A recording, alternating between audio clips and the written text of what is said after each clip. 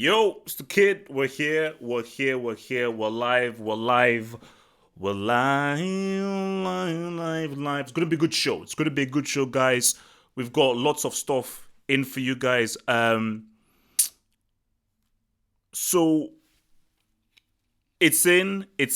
We're riding in. We're riding in. So apparently, so apparently, so it's penalties then for Uruguay apparently, because I'm just looking at guys coming, because basically I've actually been in the office, so I've literally just come back from the office, so I was not really able to looking at the Uruguay game. So guys, look, man, so we'll obviously keep abreast of what is happening via penalties. I'm going for Uruguay. I think Uruguay are going to take it on pens. So I've already said it already that it's going to be Chile, Uruguay for that semi. So 100%. That's what I'm rolling with. So, guys, so on the agenda we have Juan Bissaka. We're going to talk about Rabiot. We're going to talk about Neymar.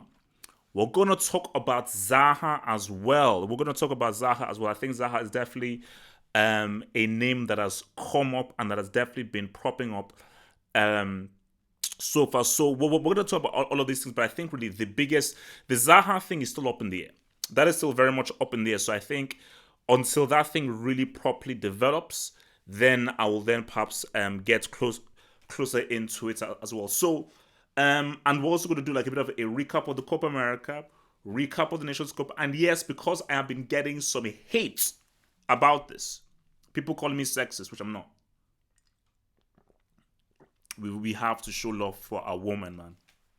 We're gonna have to show love for our woman, and I'm gonna definitely gonna talk about that. And also maybe later on in the show, I want to also talk about this. I think I told you guys about this curator, this movie film app. I've got a bit of footage for you that will tell you more about this really good app that I use for reviewing films and looking at films. But yeah, I will tell you more about that. But before we go through there, let us deal with our first story of the day, which is Juan Bissaka. There he is. Juan Bissaka. He has signed for Man United. 50 million smackers. 50 million smackers. That is what he has signed for. And he is going to be earning, I believe, 80,000 a week. So moving forward, he's going to be earning 80,000 a week. And for me, this is Man United's first actual proper signing. Don't talk to me about Daniel James. Don't. Daniel James, I mean, that's why Man United didn't even make so much of a big deal. Because based on what you finished, don't you dare announce Daniel James as a signing. This is a really good signing. This doesn't mean that they'll come top four. This doesn't mean that they're going to win the Premier League. This doesn't mean that they're going to win a trophy. But Ashley Young is trash. And that dude, Dalot, is from the road.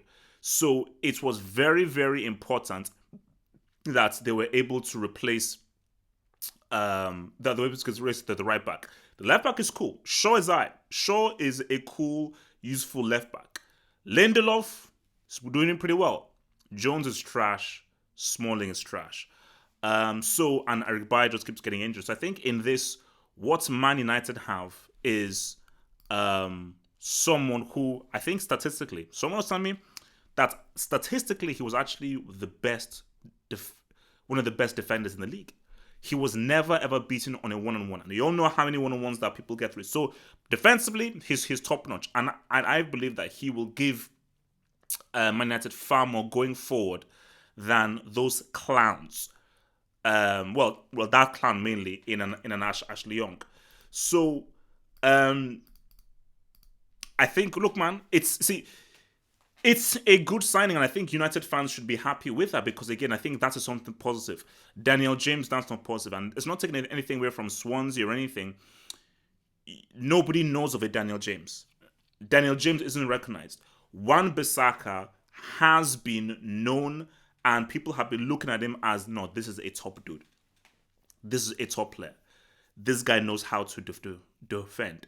And he was rated very highly. So for United to get a highly rated player come to the club, it shows that United still have that allure. And even Juan Bissaka was even saying to himself that, hey man, look man, this is a huge deal for me. I'm really happy coming here, and I think that I'll be able to offer more and more to the club. So, but what United have to understand is that this is just the beginning. If United go into the new season and all they can give me is Daniel James and Wan Bissaka, they're not sniffing top four. Like they're not sniffing top four. And for United not to make top four for 2 successful seasons would be a disaster. Wan Bissaka is he's a building block. He's not a goal scorer. So he's not going to be individually, he's not going to be the person that's going to be he's not going to make like a 6, 10, 12, 15 points differential. He make a 7, 8 point differential because I think with his defending and maybe the assist that he gets, definitely going to make a difference. He's not going to make a large enough difference that United need in order to get back in the top 4, because United's aim is top 4. United's aim is top 4. Oh wow, Cannibal missed? Nah. There is no way Peru are gonna. No. I don't have because my thingy is not really operational. Just keep me up to date. Just keep you up to date with what's happening. Peru are not going to win that thing. They're going to miss the next one. Mark it down. Peru are not beating Uruguay on penalties. No way. But yeah, man. Oh gosh, man, this has just thrown me up. No. Uruguay are going to come back. Peru are not going to do it. Sorry, Peru are not going to do it. So yeah, but for United, man, I think, look, they have to, moving forward, look, as I said again, Wan Bissaka, he's a good signing. Wan Bissaka is a good signing for Manchester United, and I think it is something positive. So I think that it is very important that United now build upon this Wan Bissaka signing. That is the key thing. They need a attacking forward. They need a quality central midfielder. Those are the 2 things they need: a quality central midfielder and an attacking forward. Those are the 2 things that they need. But I think in Wan Bissaka, top defensively, again, highly rated defender in the Premier League. Nobody ever beats him on a 1-on-1. That is quality. And I think that moving forward, it'll be great. But 100%, he's an upgrade. One of United's weakest points was Trashley Young. Trashley Young was one of the biggest. He was one of the worst players in the Premier League. He was one of the worst players in the Premier League, 100%. The dude was just one of the worst players in the Premier League. So I think that, looking forward, let's just see how these guys are able to build upon this boy here, which is your boy Wan Bissaka. Again, it's not going to be that major of a difference for United. Let me repeat myself. If United rock up to the new season and all they have is Daniel James and Wan Bissaka, they're not sniffing top 4. But if you have Wan Bissaka there right back, you get a quality central midfielder, you get a quality attacking forward, and maybe you get Icardi as a striker, I think that combined will make things very good. Because I think Wan Bissaka can make a huge difference. I think Wan Bissaka can make a huge difference for Man United going forward, 100%. And I think for him, it's great. I think Bissaka, same thing with Zaha, we'll get to Zaha. Same thing with Zaha. Bissaka was far too good for Crystal Palace. And I think Palace have to realize that they couldn't hold on to these quality players. Palace just have to realize that they couldn't hold on to these quality players. So good luck to that boy and on through. So our next item on the agenda, Mama's boy. Mama's boy himself. Rabiot. So it looks as if Rabiot is close to a move to Juventus. His mom is his agent, which I think is quite nice, quite interesting. And it seems as if he is going to be very, very close to a move to Juventus. And Juventus are moving very, very well. And with this signing, because the thing why I question the Pogba signing is that the Pogba signing is good, but I always look up, okay, how does Pogba's playing style suit Sarri? I don't think it suits Sarri's playing style very well. I don't think it suits Sarri's playing style very well. But a Rabiot, who I thought played really well in that Real Madrid game and who is really good and has amazing composure on the ball, I think he is perfect for Sarri's system. And I think if Sarri can't lure Jorginho away from Chelsea, I think Rabiot can fill that Jorginho role perfect for him. So I think with regards to what Sarri wants and his system and his playing style, I think Rabiot is perfect. And for Juventus, if Juventus roll up to next season, let me put my thing in. If Juventus roll up to next season, Pogba, you have Ramsey, De Ligt, Rabiot, Juve are coming for the CL. Juve are coming for the CL. Juve are coming for the CL. Like, if they roll up with that squadron, with that squadron of people, they're coming for the CL. Bro, I'm telling you, Peru are going to miss a penalty. I don't know when it will be. They're going to miss a penalty somehow. There's no way Peru are making the semis over Uruguay. Trust me. I have seen the future. Peru are missing a penalty. Peru are missing a penalty. I don't know how, but they will. Maybe when it comes to the crucial penalty, they'll miss it. There's no way that Peru are going to make that semis. Trust me. So, Rabiot to Juventus, I think that's quality. That is real quality, you know. And for when I'm thinking of Rabiot, it says to is this the right destination for him? Because for Rabiot, I mean, we had I think Man United was a possibility. Real Madrid was a possibility. I'm not sure whether Barca was a possibility.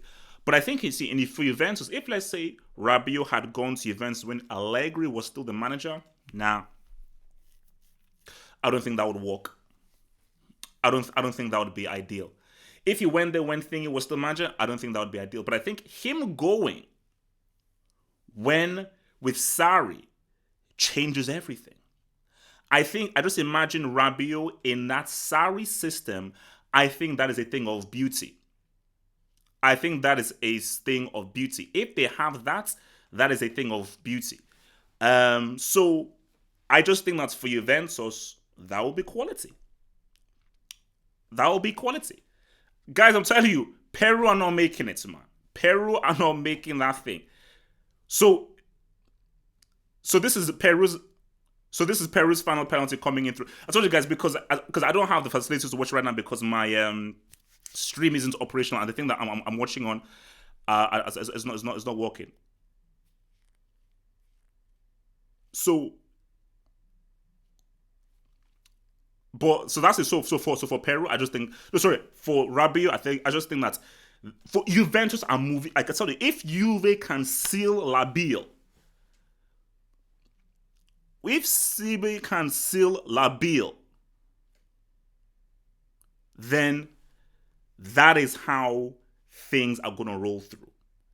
If you give me Rabiot and you give me Rabiot,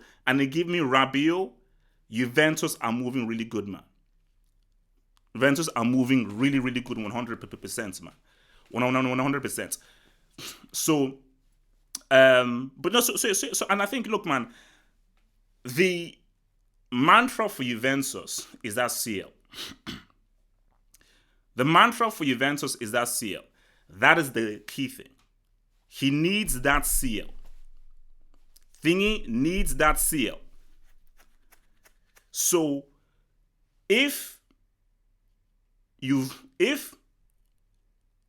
what? No way.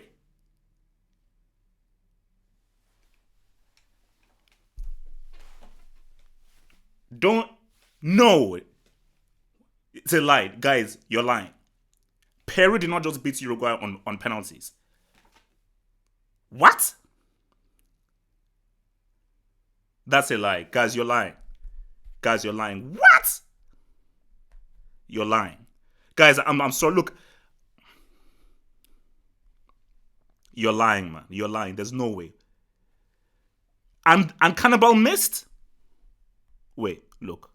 Guys, just hold on. I know this is supposed to be a live thing, but chill.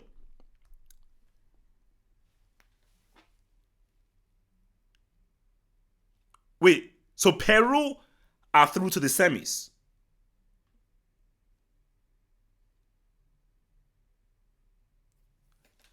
Oh wow, guys! Look, man! Breaking news, man! Breaking news on the live show. Peru. And shout out to Pevian Pepe. I don't know. He's been a subscriber of mine for like the past 4, 5, 6 years. Pevian Pepe, Peruvian dude, man. And he has Guerrero on his icon. I don't know that he's in the live show now, but shout out to that guy because that guy must be super happy. Wow. And how fitting that it was Cannibal that's missed.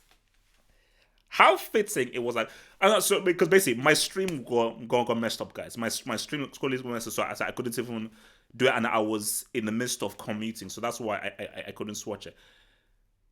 I mean, look, things have just gotten here. I think we have to. I think we now have to roll with. Okay, let's just process things. So, chats, you're telling me that Peru scored all their penalties, and the Cannibal missed the first one. So tell me that Cannibal missed the first one, and Peru scored all their penalties.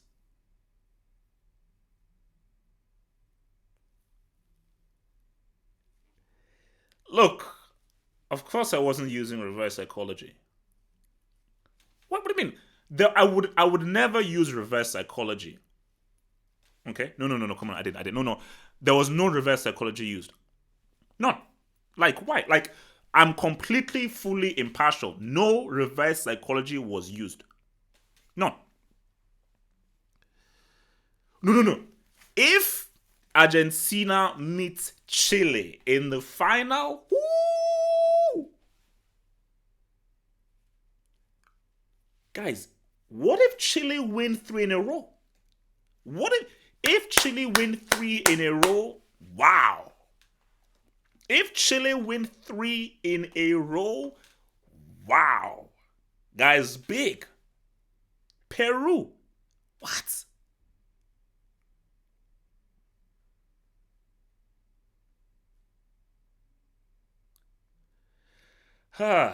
Cannibal. Guys, all I've got to say is calm as a bee. That's all I've got to say. Yo, let me just throw that out. Yo, Cannibal. Yo, Cannibal. Cannibal Suarez. Karma really is a B. Holla.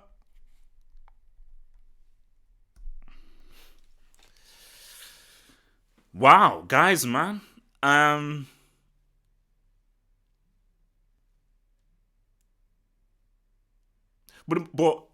do you know? And I think this is what I was even saying through the Copa America. Cavani was carrying Uruguay. Cavani was carrying Uruguay. So, based on how he was carrying Uruguay, and I always say that Cannibal he's on the decline. Cannibal is on the decline.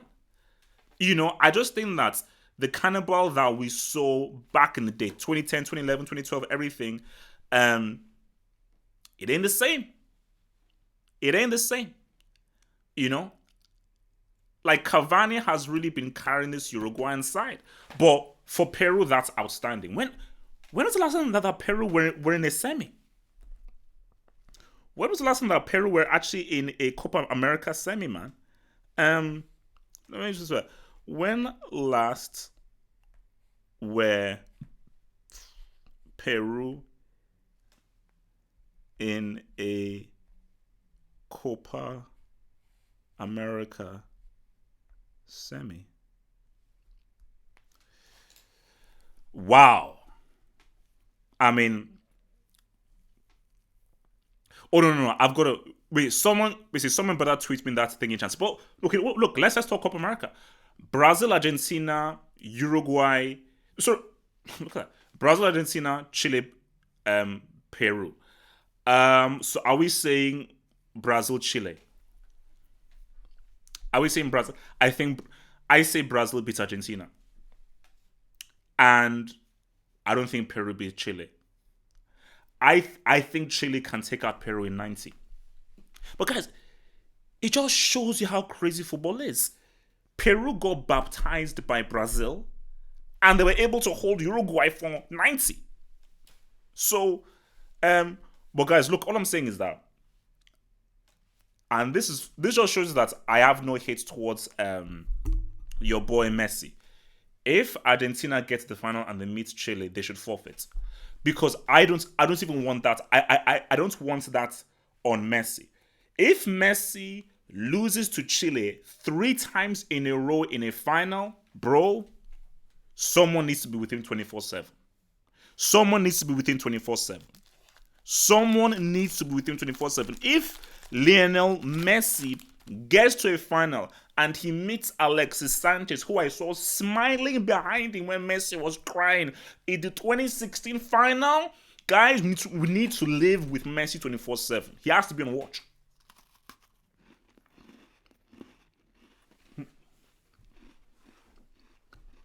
He has to be on what? He has to be on what?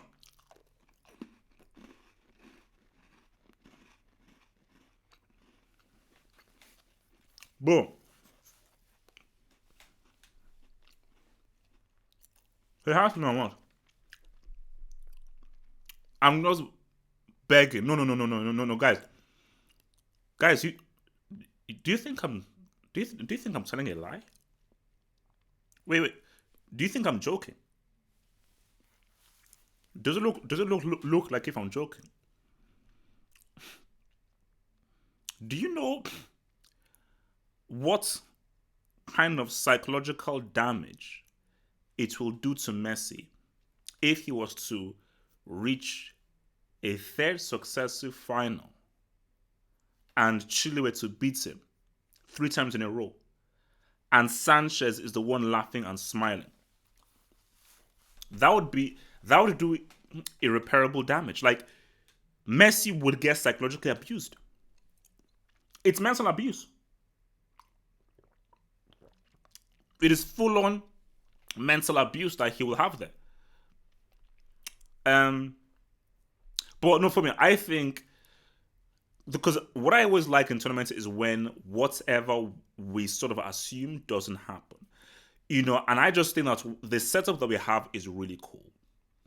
Chile, Peru being surprise things over Uruguay, and you've got Brazil and Argentina. I think those are pretty damn nice semifinals. I think for Uruguay, it's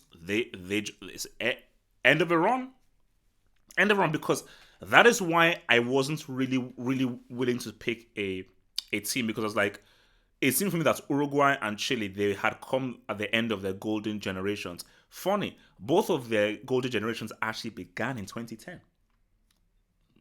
Just think about it. This iteration of this thing began in 2010. So these guys have been going for 9 years now, going up to like a decade now of this iteration of a team. And most generations really last about 6-7 years. So the fact that Chile have made it to another semi, and most people will say, unless Peru ride with some juju, Chile will be. If Chile make a third successive final, I mean, that's real. That's real. A third successive Copa America final, that would be real, man.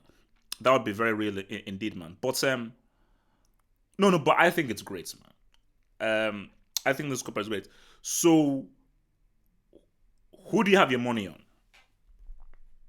If I was to ask right now, as far as the Copa America goes, who do you guys have your money on? Let me even stop this recording, as there's no point here. Who do you guys have your money on to take the whole thing, man?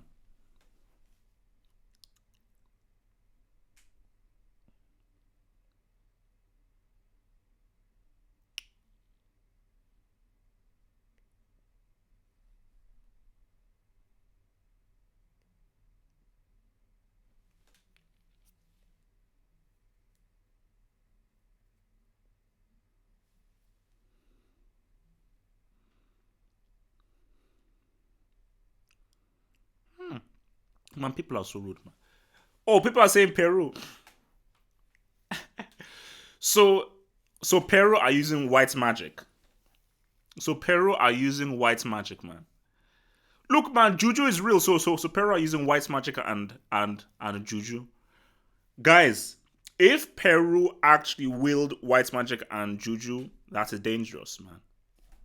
You know, that is dangerous. Let me see.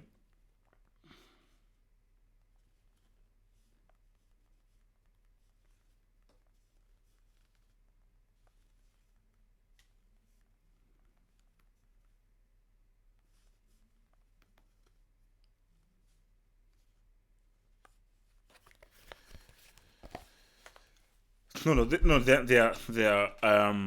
those guys are strong favorites, man. If those guys are using, because guys, you don't understand, Juju is real.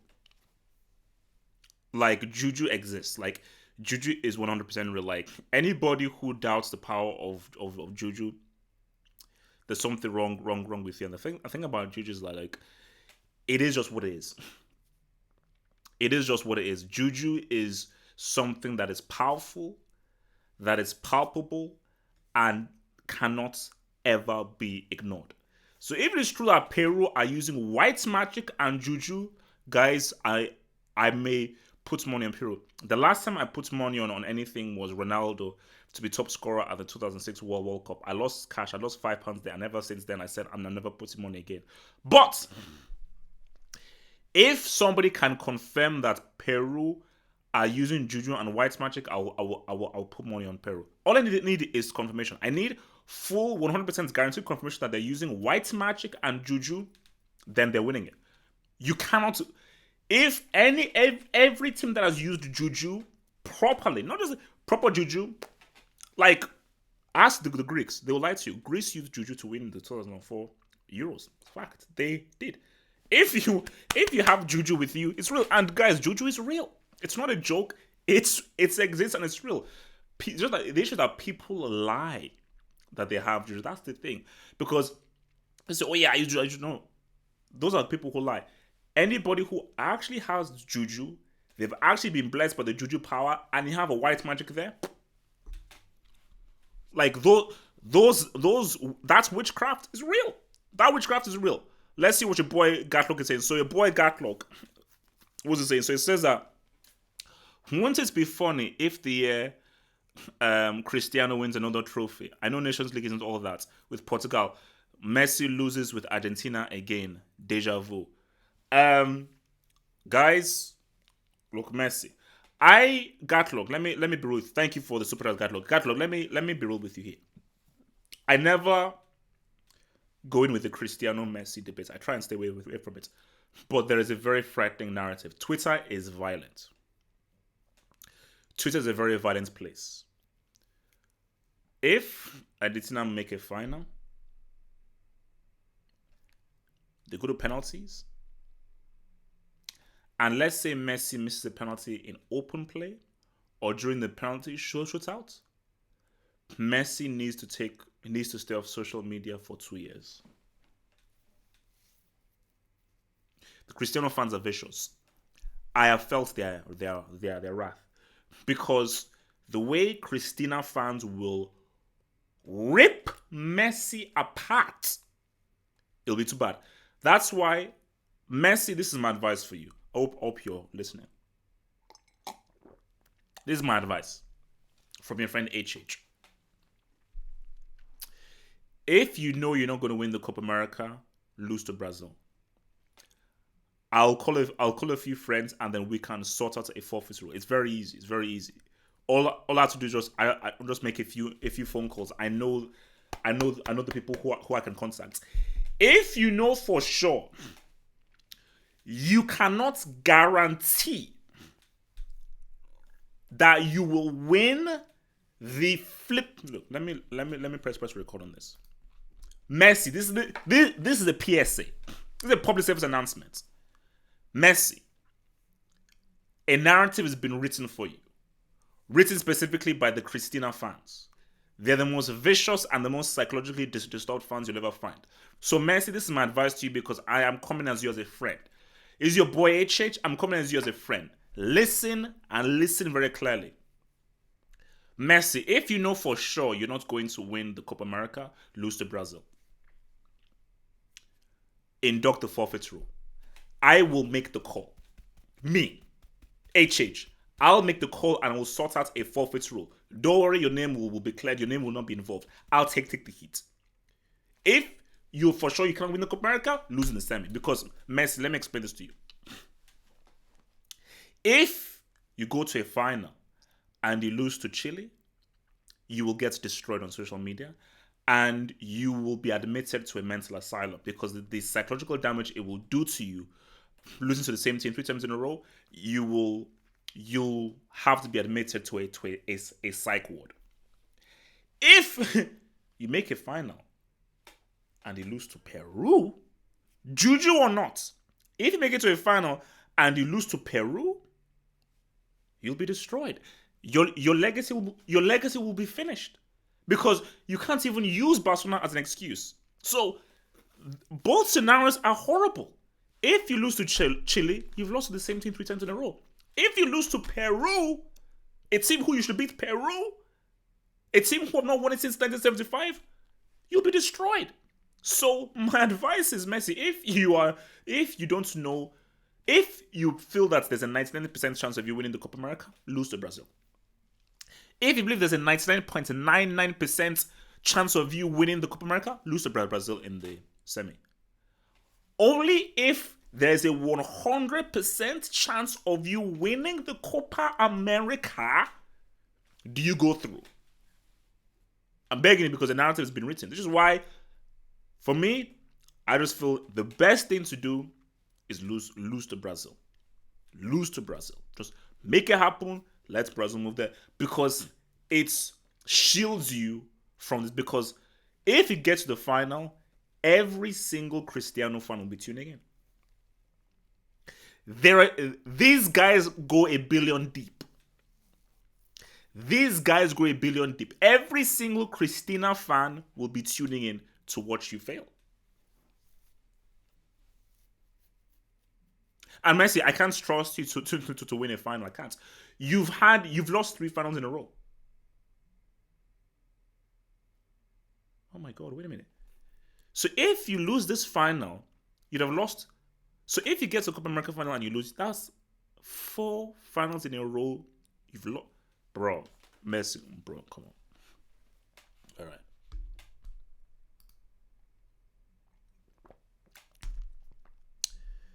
Look, man, Messi, man, bro.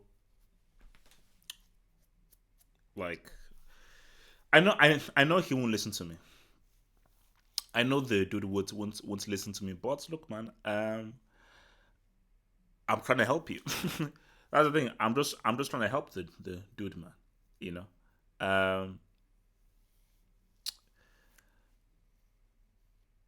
And also, guys, come on. I mean, are we really counting the Nations League? Really? Let me come on. That's real. Are we? So let me get this straight. The Nations League is now a major title. Like I don't know. So are we saying that the Nations League is now a major title? Because that would not make any sense. Wait, who did he lose to in 2007? People are saying 2007. What happened in 2007? Who did he lose to in 2007?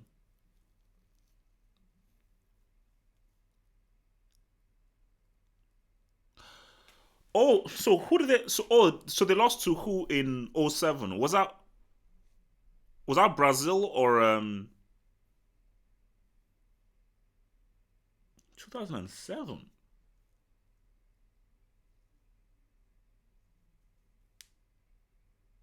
Wait a minute. Brazil. Oh. Oh wow. No. We're gonna get to some Afcon discussion version. But yeah, just leaving the Copa America and then we'll get to Afcon. Yeah, we have ourselves an interesting semi. So my thing is this: I believe Brazil beats Argentina. I'm gonna go for 2-1. I'll have my full-on meal pre-match analysis done for you very soon. I believe Brazil beats Argentina. And you know what? You know what? Guys, maybe Peru have some magic in there. Maybe Peru have some magic in there. You know what? I'll take a rain check on the Chile game.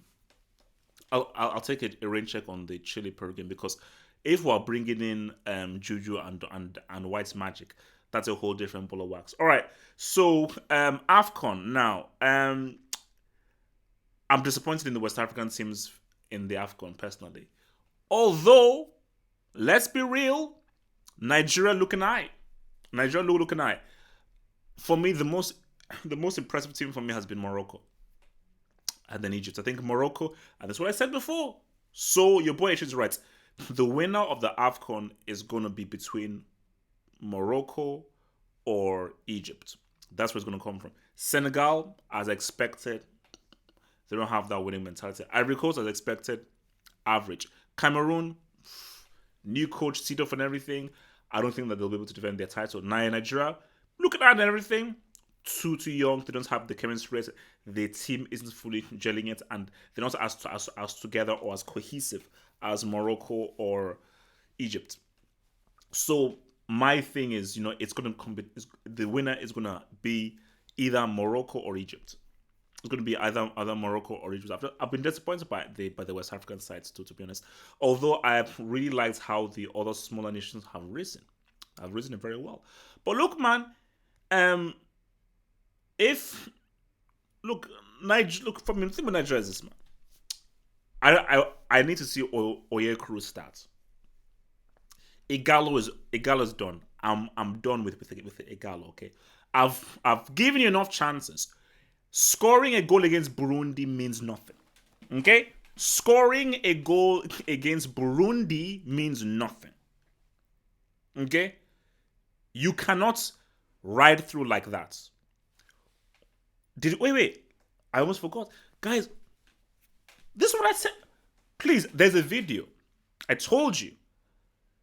Every time the AFCON is held in North Africa, the North African sides always do well. The North African sides always do well. Algeria are even doing well.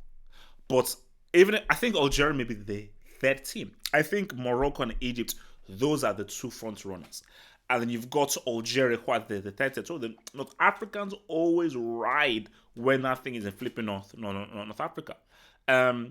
So I think for Ghana, the quality isn't there. But I think with Ghana, as I look, man, youth. I'll probably talk more about this on my post-match analysis. How the hell is Jean still there? Jordan Ayew is a brick. Jordan Ayew, he's a Class C brick. He is. I'm sorry. Andre Ayew, tier 3 at best, if that. I don't think he's even tier 3. Andre Ayew may be tier 4. Andre Ayew may be tier 4, if that. So, I just, and even for Cameroon as well, even if they did play a few good stuff and everything, and I do want Seedorf to do well, they don't have any players, man. They don't really have any players. They don't really have any kind of individual quality. So I think that it's going to be those North African sides. But the thing about this is that Morocco look very impressive. And I think Amrabat, who looks really good. Remember, Amrabat was that whole guy that said, is basically in the meme dude from the World Cup. He looks really good. Hakim looks really good. Ziyech, man. Guys, that's a player right there. Ziyech is a player right there. Wait, is it Ziyech or Ziyech? Is it Ziyech or Ziyech? Basically, the thing with Ghana is this. That entire team needs to be revamped. And I'll say it, and I'll say it here, and I'll say it on my post-match analysis. The only reason why the Ayew brothers are there is because of Abedi Pele. That's the only reason why they're there. And there's no manager who is brave enough to say, you know what? Let us just give youth a go. Ayew, thank you for your services. You guys have played too many Nations Cups. Let us have a totally new team. Totally revamped. And then, this is not about sentiment. Screw sentiment. Screw sentiment. It's about the best possible team. Also about, oh no, we have to be respectful to Gian. It's like, what was that whole thing about Gian now being begged to be in the squad? And said, oh, he would retire. It was. This is not a charity. Playing for the national team is not a charity. It's a duty and a service, and it should be the best possible team. Gian isn't good enough to be that. Are you telling me that there are not 5, 6 young Ghanaian players who should be in that first team? How is Jordan Ayew still starting for Ghana in 2019? How? How? You know, how is he starting in 2019 with this dude? It makes no sense.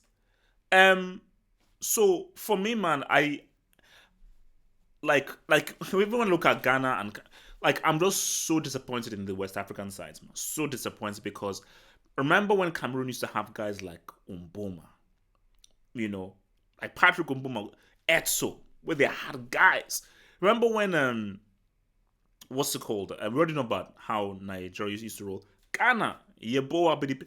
Like when I look at the West African side, like just that individual quality, isn't it? Because that was always how the West Africans were able to differentiate and were able to beat others in Africa, was based on the individual quality. We have the energy, we've got the physicality, we've got the intensity, we've got the electricity, but that individual quality was what we were able to do. Because think about the North African sides, that they're always amazing, have amazing teamwork. Although you now have Egypt who have Salah, and you have Morocco who now have Ziyech, and Hakimi as well.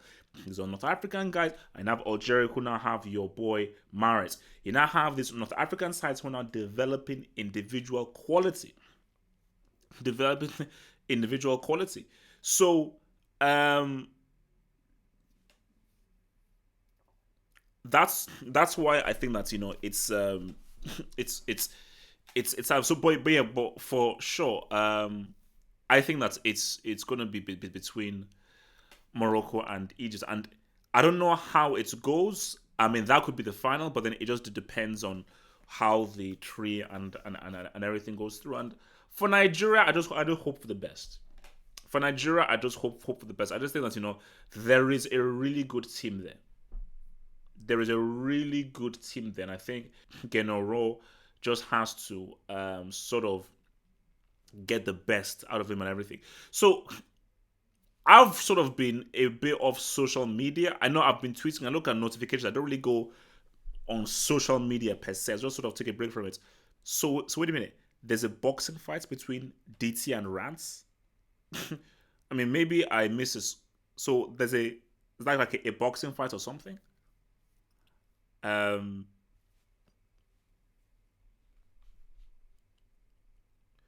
That's his. So was there a boxing fight between DT? If there was, who won? If there's a boxing fight between your boy DT and El Rancerino. Oh yeah, I need to show you guys this app. Oh, DT's son.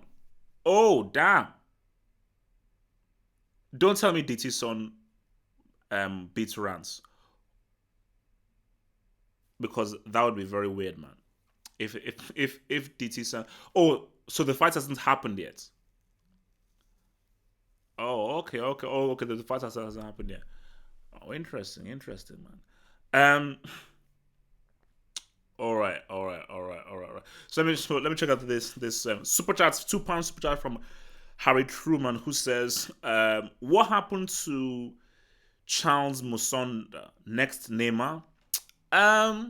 Look, I think the thing with Musonda. Thank you very much for the super chat, Harry Truman. I don't know whether it was Blue. I think Blue Lines or someone was actually going to have an interview with him. Now let's just be real. Musonda doesn't have the talent of a Neymar, but I do get what you're saying. But the thing with Musonda and Neymar is that I don't think I don't think it's really Musanda's fault as much as Neymar's, because I think for someone like Neymar with so much talent, I think a lot of it was brought onto himself. I think with Musonda, it's similar to Iheanacho. You have to move to the right club. You have to make the right move. If you don't move to the right team that suits your playing style, with a coaching setup and a system that helps to improve you as a player, you're screwed. You're screwed. You know, something is similar to Balotelli. If Balotelli was able to find the right manager, right coach, right setup, he would have been the best strikers of his generation. So if Musonda was able to find the right setup, my thing is that whenever I look at these young players, look at Jadon Sancho. If Musonda had gone to the Bundesliga, go to a Hoffenheim, go to a Schalke, go to a Leverkusen, go to Germany, where they love young players, they embrace young players, they actually encourage young players to be starting. I think Musonda would have been pretty damn good, man. I think it would have been pretty damn good. For me, look. So Horton is going to sign a contract extension. Oh, that's good. What's it called? Bro, guys, I'm sorry. I'm not watching fights between Rance and DT Son. Really? Like, call me when Joshua faces Ruiz. Now, Joshua Ruiz part 2, that's what I'm about. That's what I'm about, because Lord help me if Joshua was to lose to Ruiz again. That would be flipping damn scary if it was to lose to Ruiz again. Um, well, look, man, when is this Lampard contract gonna be announced, man? Because the sooner Chelsea get a move on announcing that thing, the better. Because I'm actually very excited to see a whole new look Chelsea, starting from the ground up. Because now it's about the post Hazard era, led by Pulisic and Hudson-Odoi. Because Chelsea, the beacon, the cornerstone of Chelsea in the future is Hudson-Odoi and Pulisic, two young wingers, two young classic traditional wingers. Because again, like, how many teams, and maybe that's something to be excited for, how many teams can really say they have two young traditional throwback wingers? Not many. Chelsea do. So, and if it's a case of like, you, fine, put Giroud in there, targets man. Chelsea just needs to try and find a number 10 from somewhere. I don't know who that can be. Whether you have to, or maybe, because remember, Loftus-Cheek is injured. Um, if Chelsea can just find a number 10, then I think things can become very interesting. Or if you can retrain Kante for that position.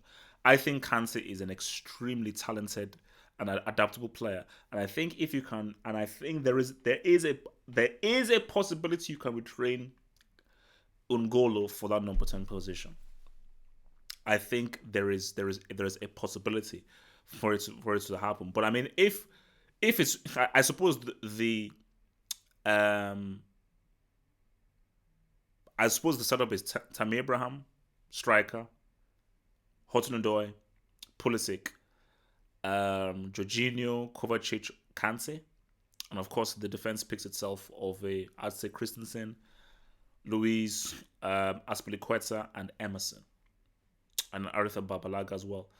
So I think, look, but the sooner Chelsea can just tie down whoever this manager is, the better, and then let this post Hazard era begin. Let the post Hazard era begin, because I think it's, as I said, top 2 is done for. Liverpool, Man City is done for. If Chelsea get things right, Chelsea can still hold that third position, and they can make a run. And something happened in the CL. Something can happen in the CL. Monaco got to the semis in the CL with a bunch of unknowns. Monaco got to the CL. So next season could be a chance for this young, youthful, exciting team for a chance for them to make themselves. But the thing is that Chelsea just have to right now find out is what is the playing style, and the playing style has to start being developed early. So by the time August rolls through and that season opening is in there, it's a total new look Chelsea. That is a team, not reliant on any individual. That is a full-on 100% team, ready to go and ready to ride. Ready to go and ready to ride. I think someone was talking about how to play Willian in the number 10 position. Could Willian be retrained as a number 10? I don't know, man. I don't know, man.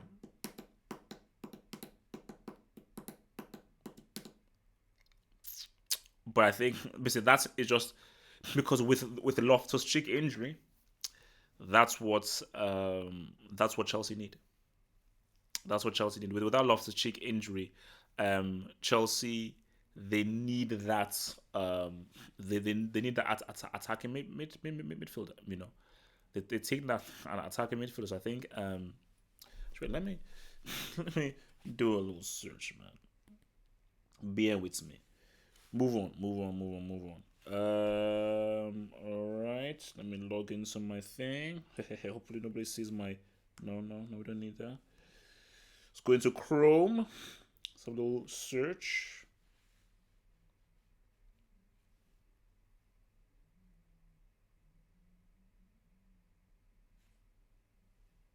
Interesting. Huh.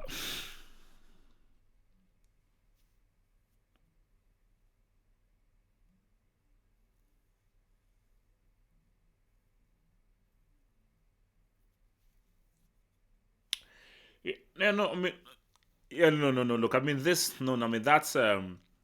transfer banner is deep, man.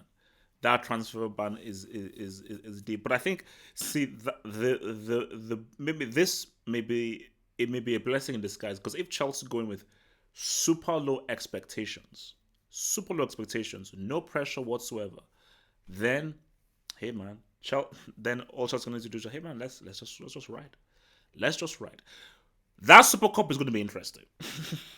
That Super Cup will be interesting because Liverpool should win. 100% off. Liverpool should lubricate Chelsea. I would laugh my face off if Chelsea beat Liverpool in the Super Cup. I'd laugh. Because Liverpool have no business losing that Super Cup game. No business whatsoever. If Chelsea beats Liverpool in that Super Cup with a bunch of fetuses and no Zad, I would laugh my face off. I would laugh my flipping face off. That would be hilarious. That'd be flipping hilarious, man. All right, guys. Time for a little video. So, guys, I told you guys about this little app. I'm sort of partnering with this app. It's called Curator. So the thing about this is that this is going to be the future of how to review films, because this thing is focused on users. It's focused on users.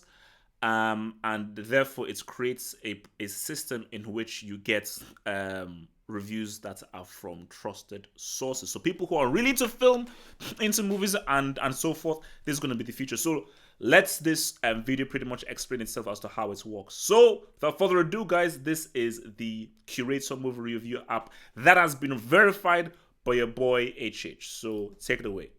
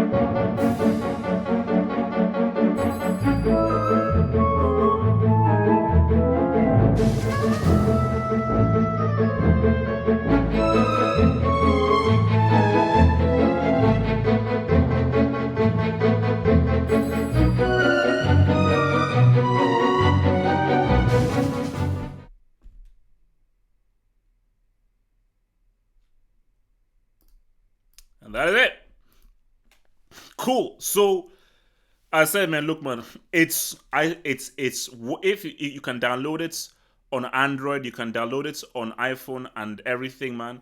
Um, it's a really, really, really good app. I am not being paid. That's it. So people who think that's, oh, I'm not being paid one kobo for this, because the person who created this app is a friend of mine. So, and I'm and I've used it, and it's really good. So download the damn thing from the flipping Android. I'm demanding you to download that damn thing. Don't be a bunch of bricks. Don't be a bunch of bricks. Download it from or Android, from your iPhone or whatsoever, and get back to me, and you will say it's tier one. You will say it's flipping tier one. So I want people to tell me how it does. So and just how it rolls through. So that is the curator app. So look, man, let's get back to the agenda right now, man. Oh, guys, let me just put someone thinking. If you pay me 3 bill, I'm selling out. That's the funny thing. If you pay me 3 bill cash, I'll sell out. People say, "Oh no, I'll never sell out. I'm real." Pay your boy 3 bill, an island, possibly a planet. I'll sell out with immediate effect. Everyone's favorite dude. Everyone's favorite dude. Your boy Neymar. So apparently, your boy let's just say. So your boy Neymar, PSG are lowering the price. So PSG are disrespecting the Neymar brand. That's actually a pretty good, nice hat, by the way. Like how he did the design of the name on his hat is pretty cool. So PSG are trying to give a bargain price for Neymar. Buy one, get eight free. That's what PSG doing. PSG are. Do you know how you go into shops and you have a massive sign that says sale? That's what PSG are doing to Neymar. Buy one, get five free. Buy one, get five free. That is what they are doing with this boy named Neymar right now. So, and what PSG wants is they want they want players. And I think PSG say, look, we'll give you Neymar. We want, I think it's the US in exchange. So the thing about this is, how has it gotten this bad? How have we gone from PSG creating this perfect playground environment for Neymar, where it's all cool, Neymar, we love you, you're that dude, blah, blah, blah, blah, blah. How did it go from there to buy one, get five free? Where they are actually desperately trying to sell this dude. This has to be one of the most dramatic faults. If Neymar never ever sort of regains his form and his confidence, this will have to rank as one of the great faults in football. It has to be. Because remember, Adriano never really fell. Balotelli never really fell. Rooney was never the white Pele. He was just a white dude who was bald. When Neymar was at Santos, Barcelona, the 2014 World Cup, people were like, no, he was top. People said top three. When it was a Barcelona, people said, no, he is top three players in the world. People said Messi, and they said Neymar. So from there, where people say you're supposed to be the next guy to go through, to you now have people who are trying to sell you. You now have clubs who are trying to sell you. Say, look, how can we sell this dude? Is there a way in which you can sell this flipping dude? That's harsh. That's real. So, but that's why I've got to ask you guys: is there something we don't know? Is there something that we don't know? I just find it really suspicious how desperate Barcelona are to sell Neymar. So is it that there's something that we don't know? Is there something that we're missing? Because if, let's say, you see an amazing house, call it an amazing house, or an amazing car, or an amazing guitar, something, just something is quality. And you're like, man, this thing looks really good, because you're like, man, I can't afford this because it's like a meal. And the guy says, it's a meal. I say, nah, it's a meal. He's like, damn, okay, I'll come back.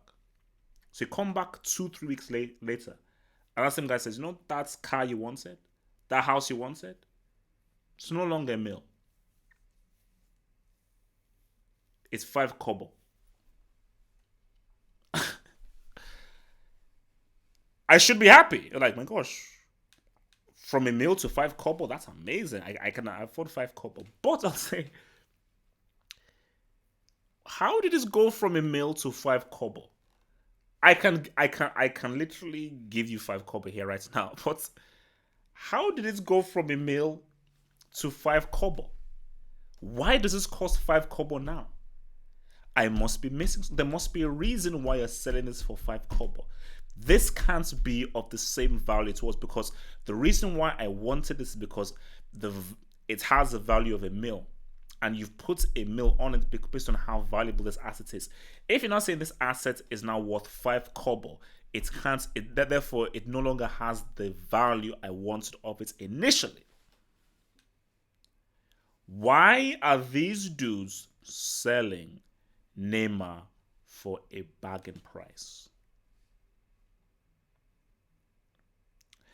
Are Barcelona walking into a trap? Barcelona already walked into one trap. They got finessed by Liverpool. Liverpool pulled off one of the greatest finesses in football transfer history. Coutinho is officially the most expensive flop in football history. You know, I don't know whether you guys know. He's officially the biggest flop in history. So Barca have already been finessed once. Are they not going to be finessed for the second time? That's the thing. Are they not going to be finessed for the second time? Because that is what could happen. That is where the danger may lie. Where they get finessed for the second flipping time. So I don't hate Neymar. I believe that the world does need a name Neymar. So people think, oh, I just my anger towards Neymar is rooted in disappointment. Disappointment that you are failing. Not failed, because if it's failed, that means you're failing to realize your true talent. You're failing to find your true talent. So that's where a strong issue lies. Let's switch things up before your boy flies away. Do Liverpool defend their Champions League next season? Or rather, what chance do people give Liverpool of defending their Champions League crown next season? Remember, guys, while you're in here, like the vid. Please like the vid. You know, if you're enjoying the science, you're enjoying the heart, you're enjoying my sexy face, like the vid, man. Like the vid. It only takes you a few seconds. Like the vid, and remember to also subscribe to the Half Up Sort, which is my entertainment channel, which is obviously going to be giving you a lot of entertainment. That's what, yeah. So can Liverpool defend their CL next season? Because Liverpool are going to be a strong force in Europe. Like, I am so happy for Klopp because Klopp for me, Klopp gave me one of my most favorite teams to watch in history. Imagine if Dortmund kept a hold of that team. Lewandowski, Götze, Marco Reus, Ilkay Gundogan, Mats Hummels. That was an outstanding team. I have to say outstanding team. If Götze played in that final, would they have won? If Götze had played in that 2013 final, would they have won? So, Klopp gave me one of the most entertaining, most joyous football teams ever seen. So, I've just felt that I am so happy that one of the most exciting managers in the game today was rewarded with a CL. It was a crap final, an absolutely crap. It was the worst. It's one of the worst finals I've ever seen in my life.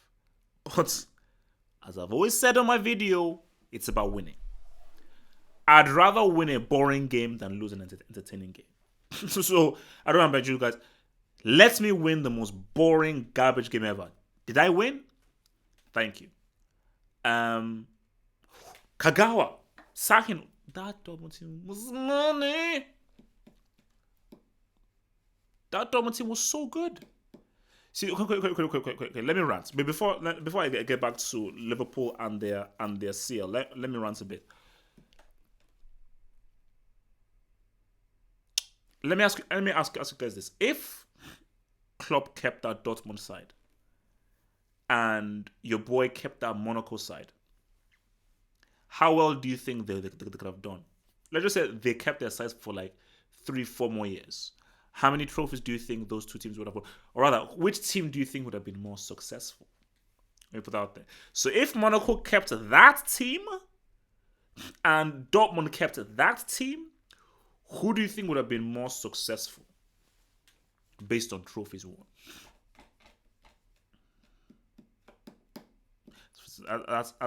That's an interesting notion. That's a very interesting notion to have. Oh my gosh, I'm still recording. Damn it.